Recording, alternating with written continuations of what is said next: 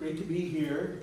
A real honor to be talking about this subject here in the middle of Gill land, basically.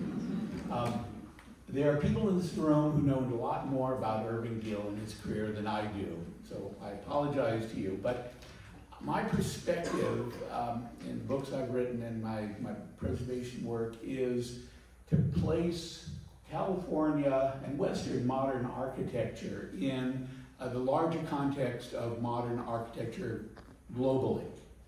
And it has been greatly misunderstood. And so what I'm going to be talking about today with you is not so many details about Irving Gill's career. You probably know a lot of that in his architecture.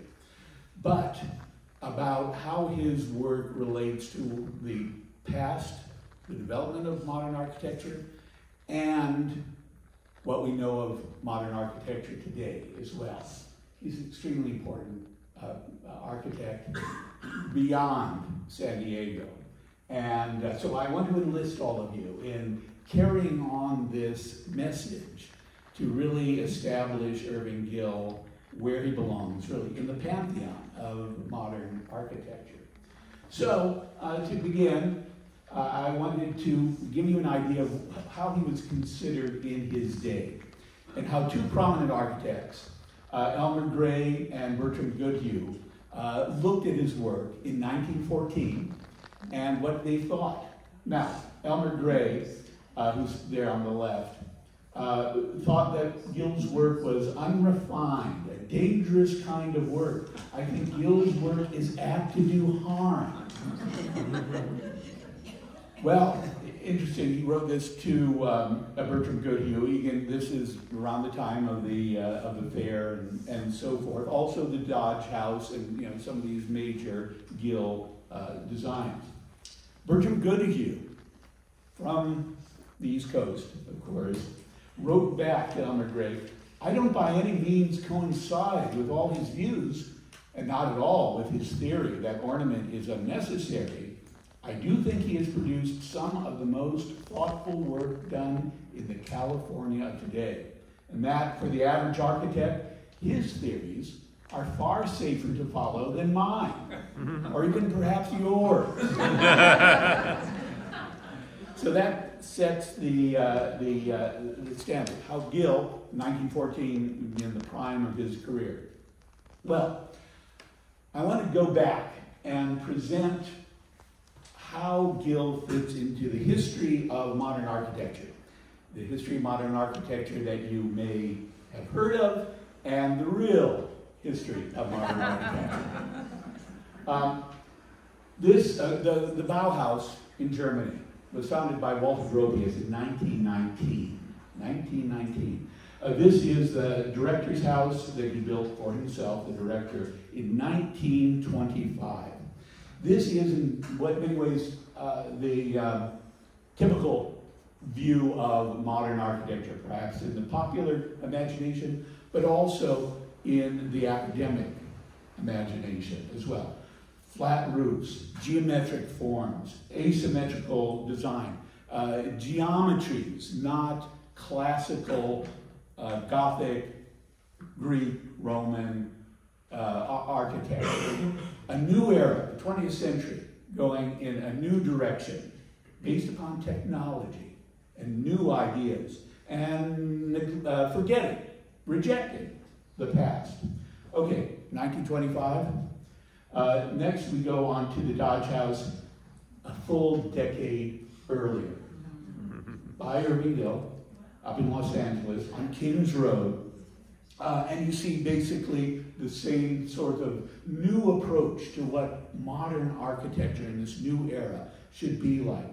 Gill was thinking about these things and expressing them in a very original way. And his development here, from when he moved to San Diego in the early 1890s through to this more mature period as well, it's a fascinating story. And he had influences, which we're going to go into. But basically, he was developing those ideas on his own. Okay, the history of modern architecture. In the pantheon is Le Corbusier, Walter Gropius, Mies van der Rohe, Frank Lloyd Wright, and I would also place Irving Gill right there in developing the theories, ideas of a new architecture based upon technology and also the new culture growing in the 20th century. So, first of all, just a very brief review of why is Gill modern. And it's not just that he had flat roofs. That is one aspect of it. A new geometry, a new set of forms that he was developing out of technology, but also culture as well, which you see here in a couple of examples. So, there's a formal aspect of his work, but also new spaces for living, indoor, outdoor spaces. This is one of his early houses where you see sliding doors to connect the inside of the house with the outside. The outside, of course, could be as livable a space as the inside in the beautiful climate of Southern California. Of course, now he had to kind of invent this, innovate this with these wood sliding doors as long before steel or aluminum sliding doors came along later to achieve the same ends. But the purpose was the same. He had this idea, connect indoor, outdoor spaces.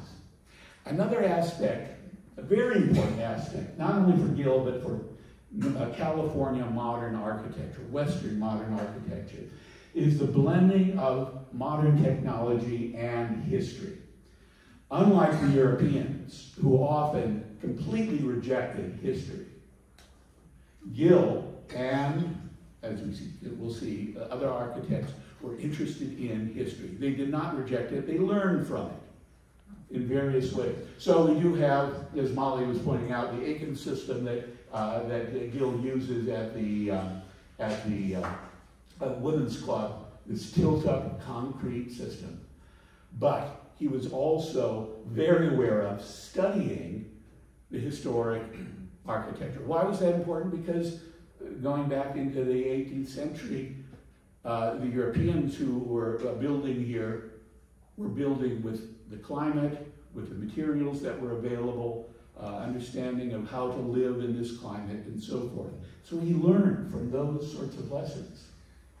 Another important aspect of Gill's work is the way that he combined both luxurious houses for wealthy people like Ellen Scripps, but also worker housing. This was an important task for modern architecture in the 20th century.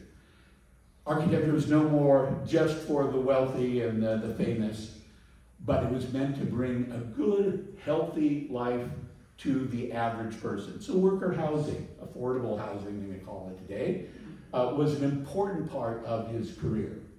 And then he designed factories for the 20th century, and he did city planning as well, taking those modern architectural ideas he was developing and applying them to an entire city, an entire district as well, Torrance being one of the main examples. And then there was his influence on later architects, especially Rudolf Schindler and Richard Neutra as well.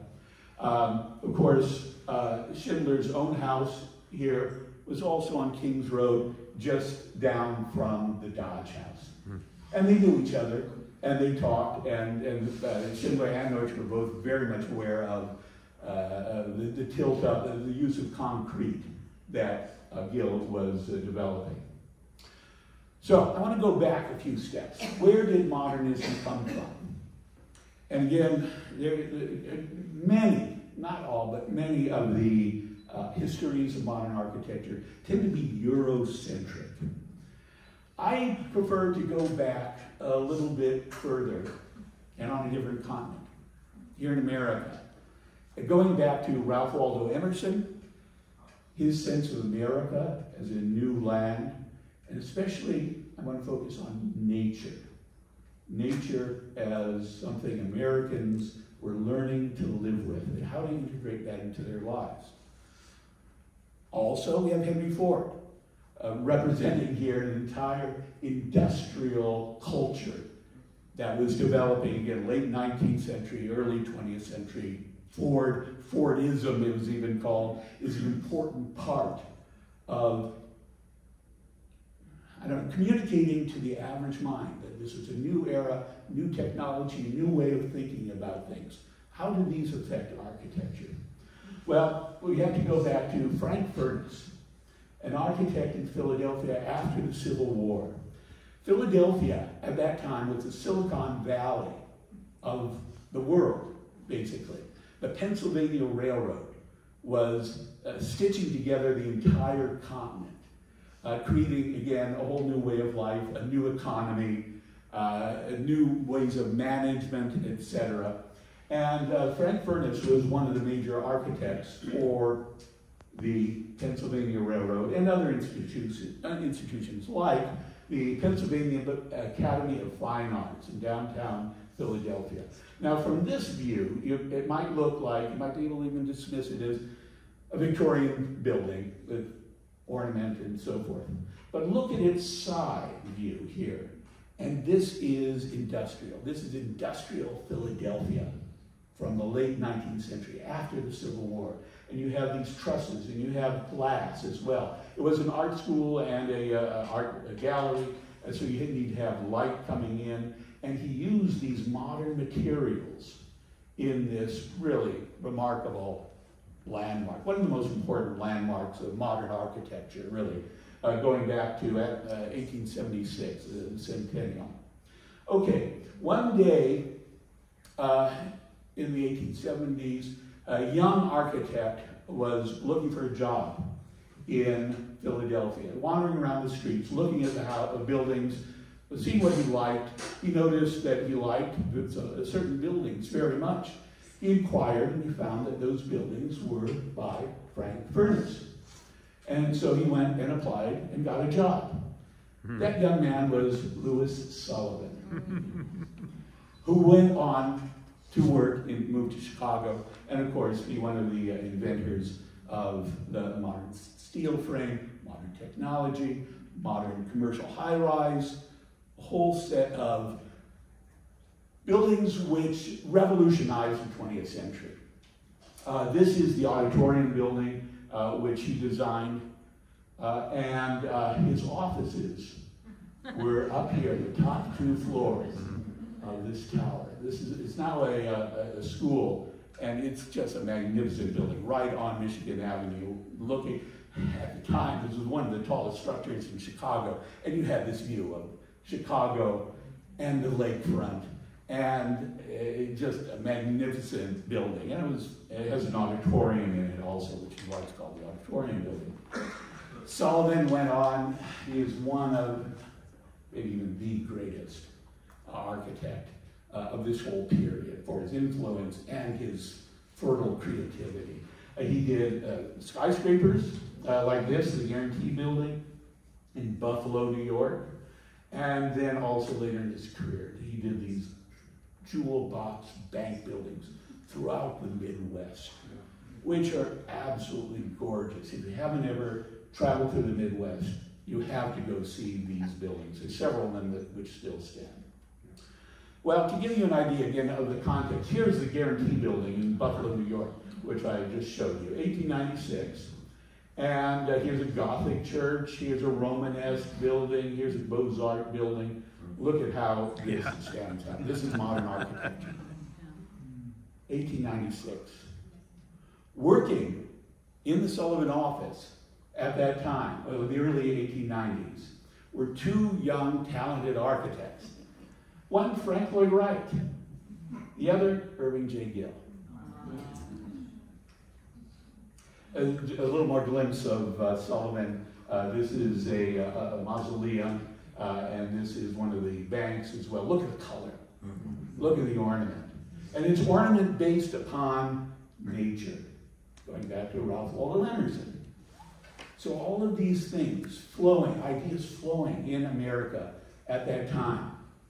And these remarkable minds, Furness, Sullivan, Wright, Gill, with their talents, were putting these ideas together in different ways, but fascinating ways. But this is the beginning of modern architecture.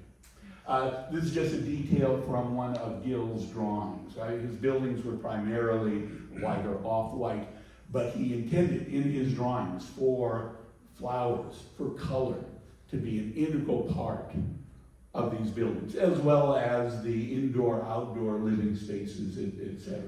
These were all new ideas. There was no way that, basically these ideas had not really been explored before in architecture, but here were these architects taking these new ideas and creating a new architecture.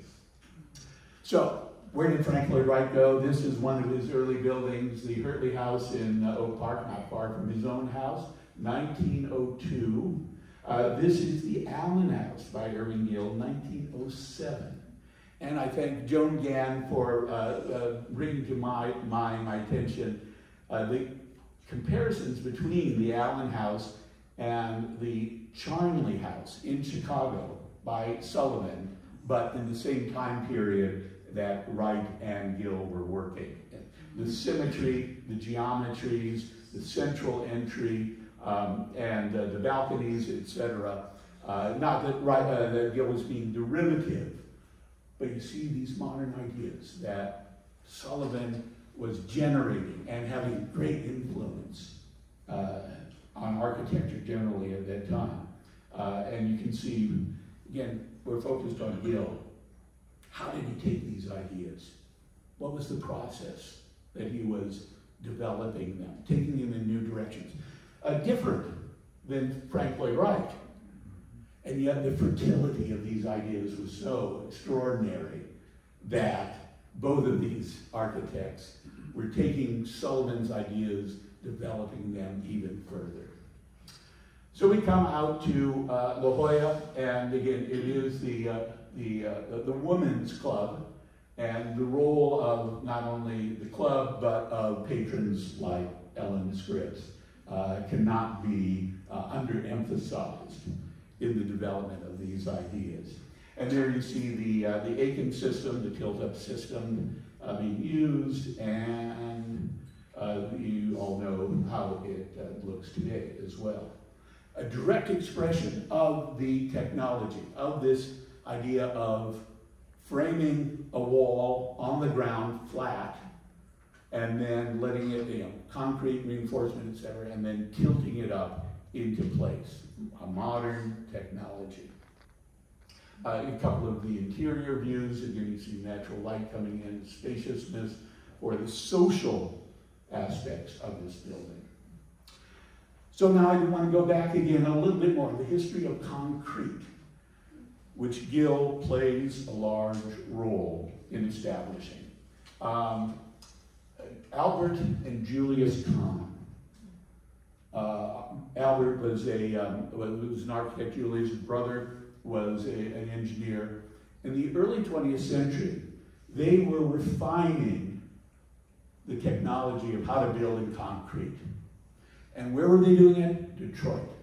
What was going on in Detroit? The automobile industry. The engine which was going to drive the American economy for most of the 20th century. And concrete had been known since the Roman times, but again, the 20th century edition was to analyze it, systematize it, understand what is the forces, what are the mixtures, what are the reinforcement, how do you use this old material, but in new ways. And the factories of Detroit were one of the things that Albert and Julius Kahn specialized in. There's a whole history here as well. The Packard dealership starting in the early 1900s, 1904 or so, and then expanding to one of the largest factories in the world, ultimately. River Rouge with Henry Ford, Dodge factories, etc. The use of concrete was an important part of the evolution of the understanding of modern architecture. Or Frank Lloyd Wright, with his Unity Temple here under construction, also poured in place concrete structure.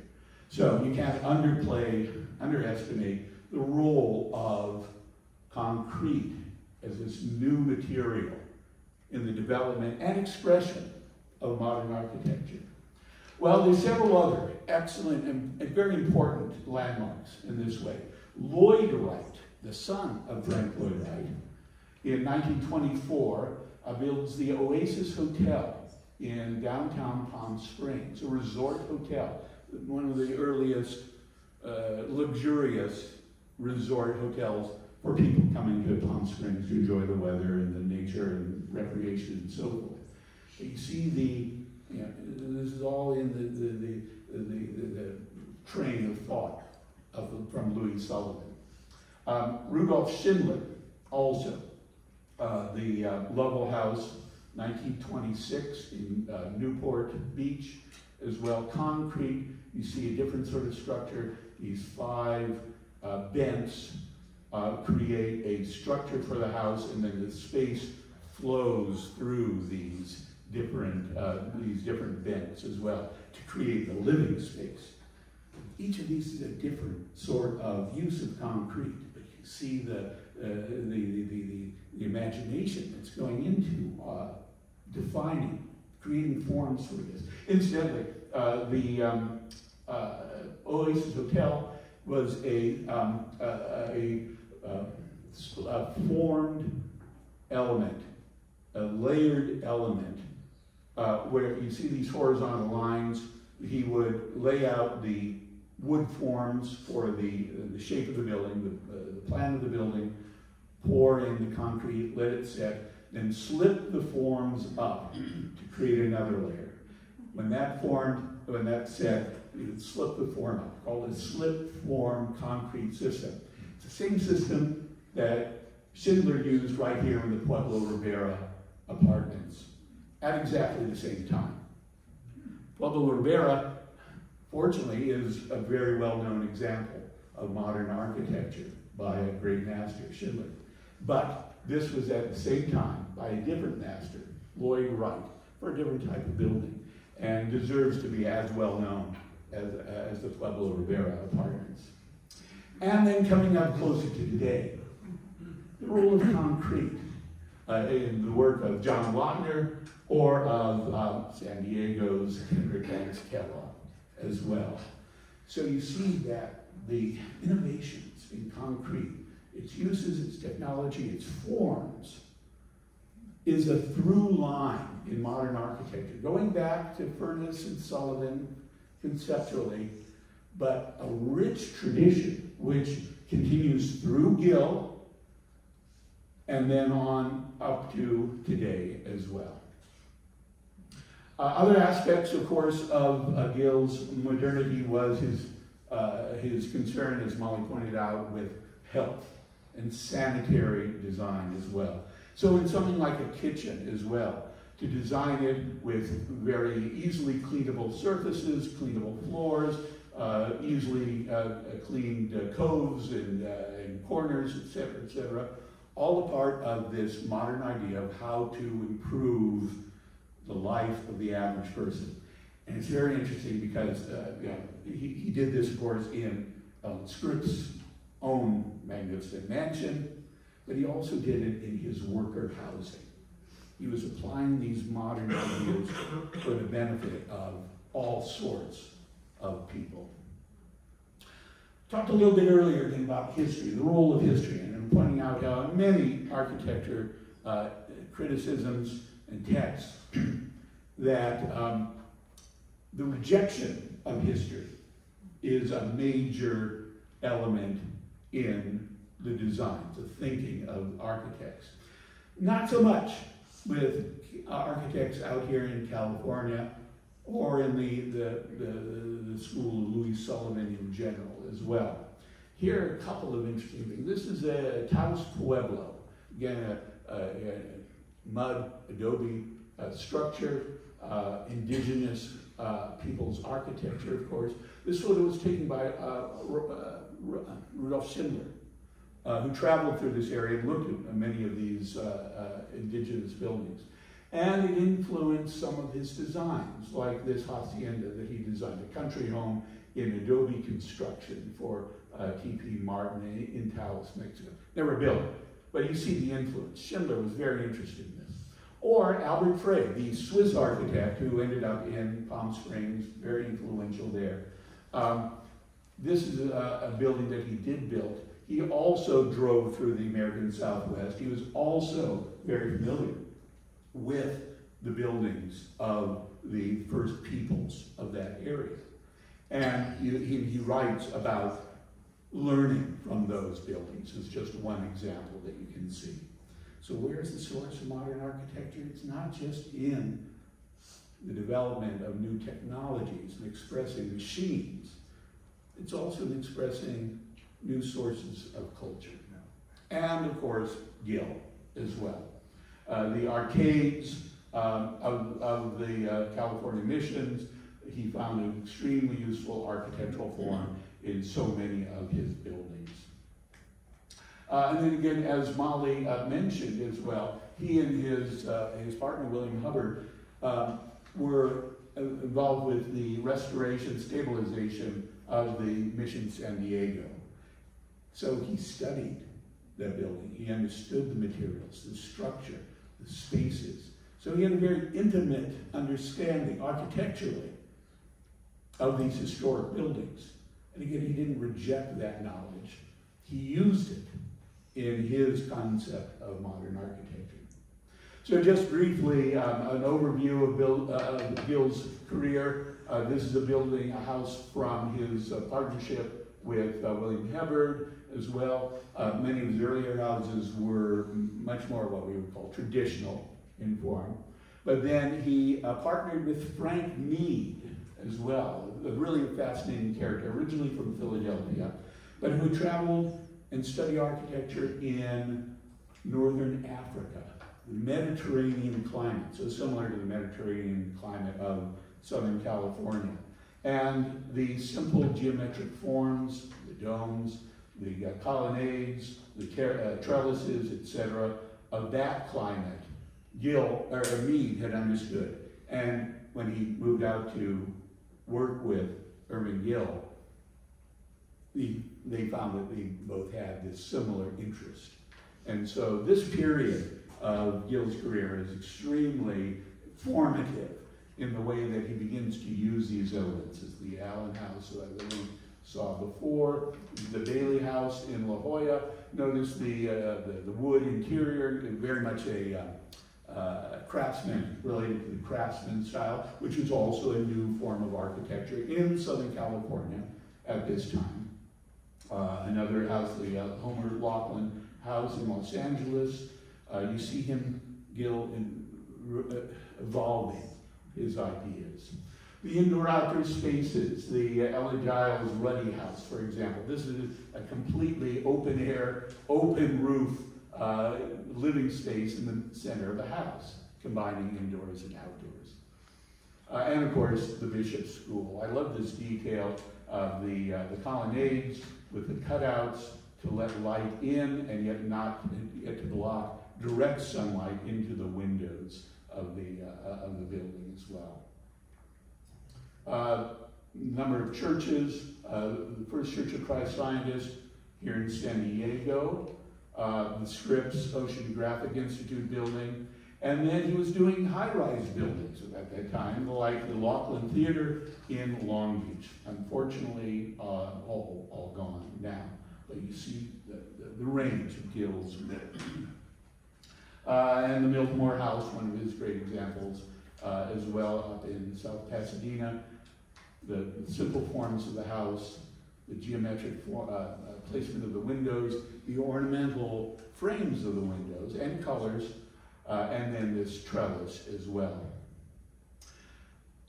Let me say something about modern city planning in Southern California. Southern California is often thought of in the popular imagination, and the critical imagination is a land of unmitigated sprawl. No planning, no reason, no rationality to it. In fact, Southern California has been one of the main places where city planning has been applied, experimented with.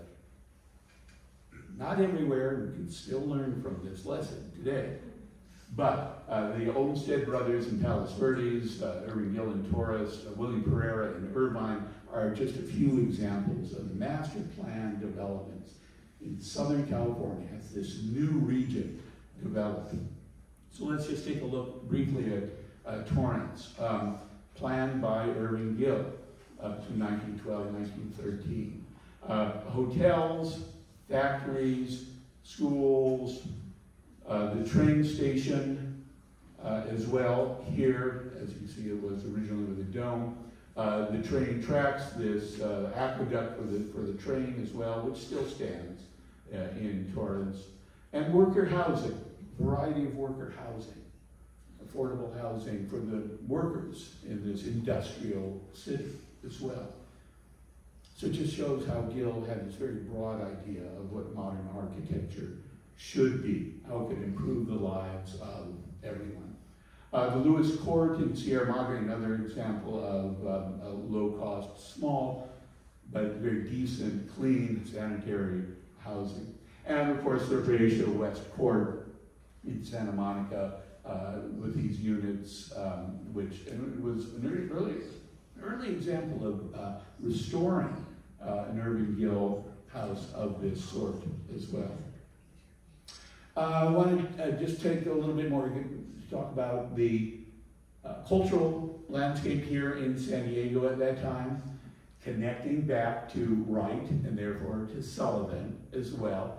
This is the major thread, the major line of modern architecture, if you don't think that everything came from Europe. No, everything did not come from the Bauhaus. Architects here in California were developing these ideas before the Bauhaus really got going. For example, among Gill's friends and colleagues were Lloyd Wright, who worked for him. This is Lloyd right here. Also Barry Byrne, who had been an associate of Frank Lloyd Wright in Chicago in the Prairie School years, around 1900 or so. But he worked here's Barry right here. He worked, and obviously they were all very convivial friends at this time. And then Alfonso and Margaret Iannelli as well. Iannelli is probably best known for designing these imps or spirits, which were originally done for Frank Lloyd Wright in a Midway Gardens building in Chicago, which have become very famous or still being reproduced. But another Wrightian, John Lloyd Wright, another son of Frank Lloyd Wright, who was an architect, worked here in San Diego. This is the Golden West Hotel, and these ornamental elements are by Iannelli as well. So when you start looking around the West, and you wonder, where did modern architecture start, and how did it evolve? These are landmarks that you have to pay attention to. They're out there. Many of them, thank goodness, are still standing. But let's piece them together, and they tell an alternative story of what modern architecture was and its connection to California and to Irving Gill.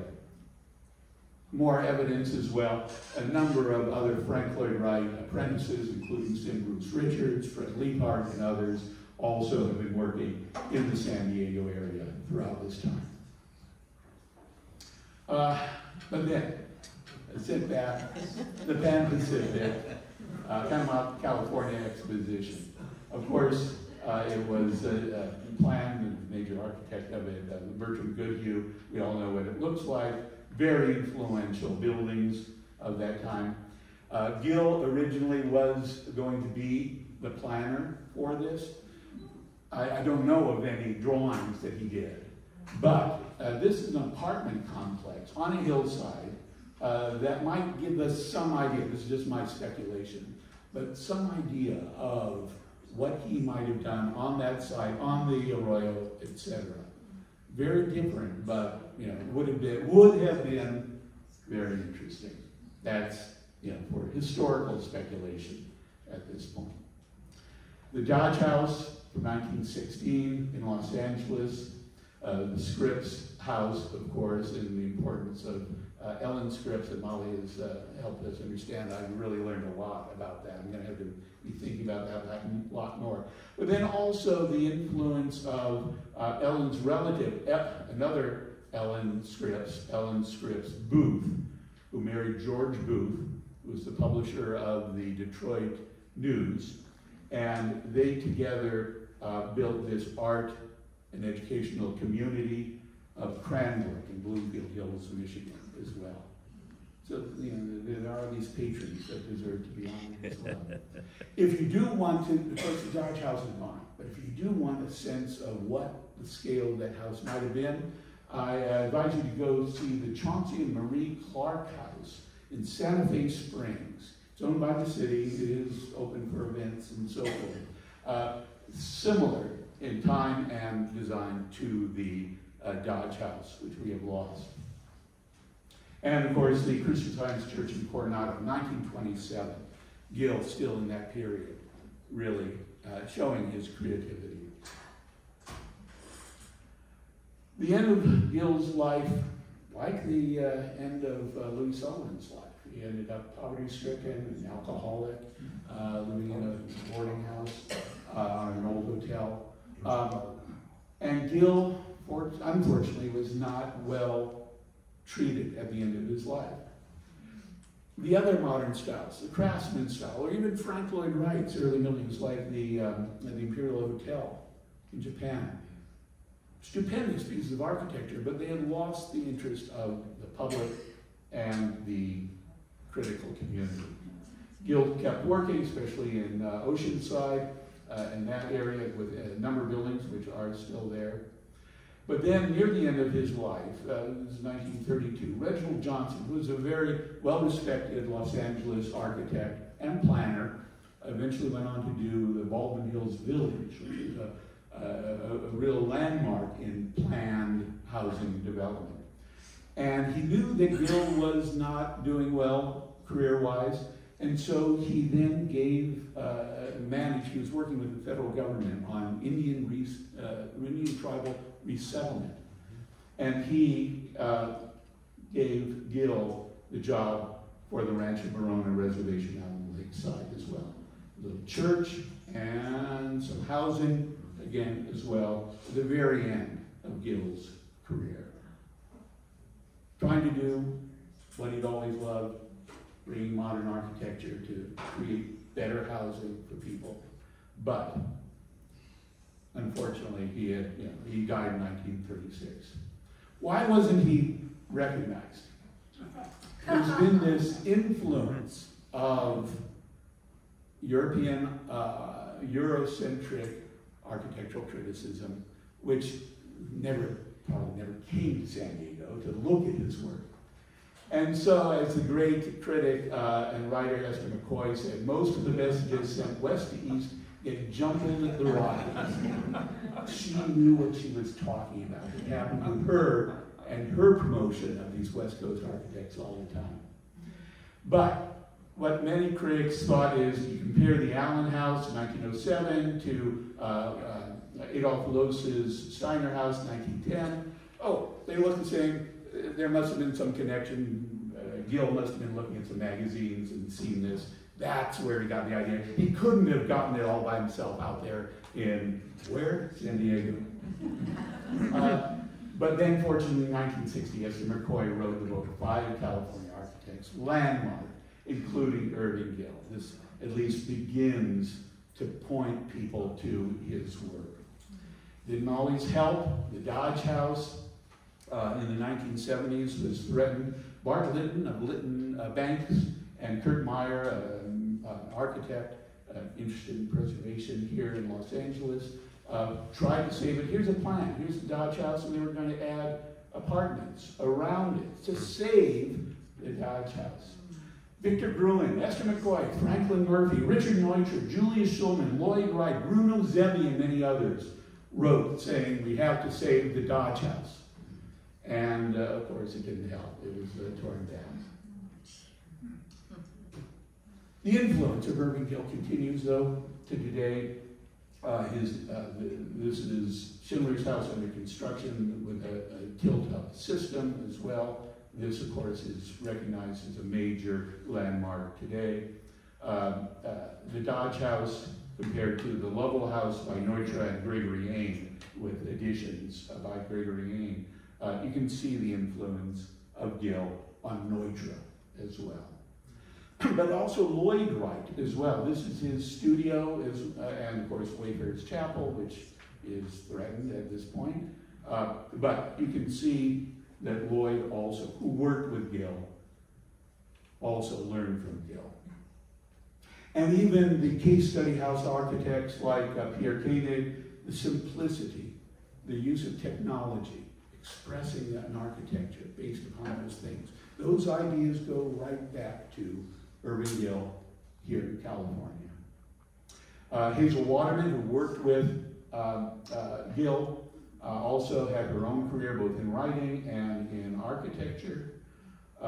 Bertram Goodhue, even, recognized something about Gill, as we said at the very beginning in his quote. So at Caltech, at the Nebraska State Capitol, at the Los Angeles Central Library, you can see that Goodhue was also moving in the direction that Gill had already established. So, here we are. 4 of those guys have had a lot of publicity over the years and are very well known, very well established. What your job is, and I assign this to all of you, who know Irving Gill, know his importance, know his history. We need to express and communicate to the broader architectural community, not only the importance of the houses here and preserving the area as well, but of just how important he is in contributing ideas, in contributing real buildings, in building communities, developing ideas for modern architecture. He is as important, in my opinion, as any of those.